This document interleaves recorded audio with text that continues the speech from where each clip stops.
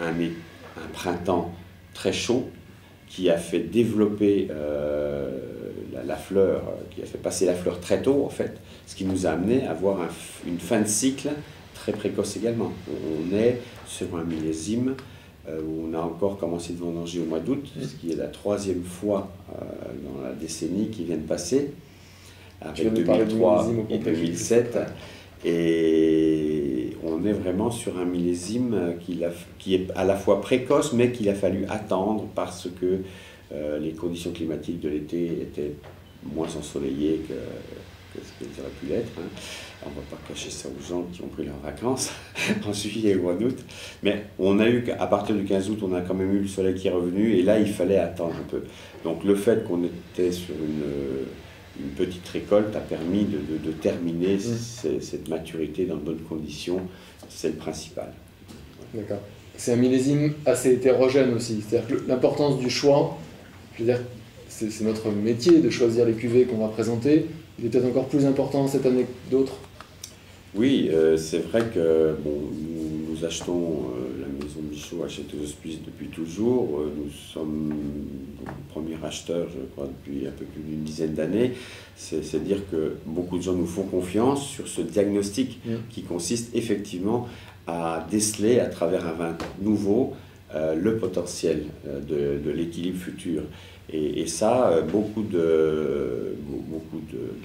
d'amateurs reconnaissent qu'il n'est pas facile du tout d'apprécier à leur juste valeur des vins très jeunes. On peut passer à côté d'un grand vin comme en disant ben non, on n'a pas de ressenti, ça ne nous plaît pas, et alors que ce vin aura un très fort potentiel. Et à l'inverse, on peut aller, je vois certains acheteurs qui viennent en disant mais vous ne l'avez pas aimé celui-ci, pourtant, ben oui, pourtant effectivement il avait une certaine aromatique, il était plus plaisant, mais en termes de potentiel, je préfère ne pas conseiller, parce que malgré tout, au-delà de ce choix, ça nous engage déjà sur les 18 mois qui courent, parce que les clients qui vont recevoir ces bouteilles, si c'est la cuvée que le client a voulu absolument qu'on achète pour lui, il peut s'en prendre qu'à lui s'il est un peu déçu.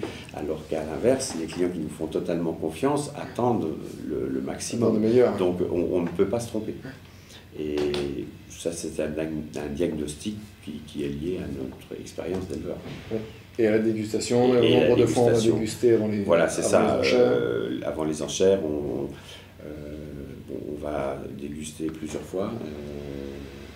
On a fait une présélection, bon voilà, parce qu'il fallait la faire et que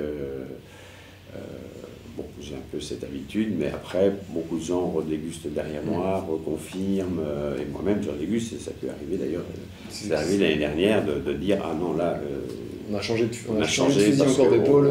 Au dernier moment, j'ai repéré quelque chose qui était le plus intéressant au dernier moment. Et la volonté, c'est ça, c'est de dire qu'est-ce que j'achèterais, même pour moi, quelque part. Ça, c'est toujours la dernière question qu'on se pose. Est-ce que j'achèterais ce vin-là? Est-ce que je le mettrais dans ma cave? Donc cette année, tu mettrais les 5 cuvées dans ta cave? Ah, cette année, si je pouvais, je mettrais les 5 années dans ma cave, mais cela dit, j'en achète quand même de temps en temps. On ne peut pas tout acheter parce qu'on ne fait pas dans cette maison que des vins des Hospices de Beaune. Mais oui, s'il y avait quelques bouteilles à mettre dans la cave, ça serait vraisemblablement une de ces 5-là. D'accord. Merci beaucoup. Merci.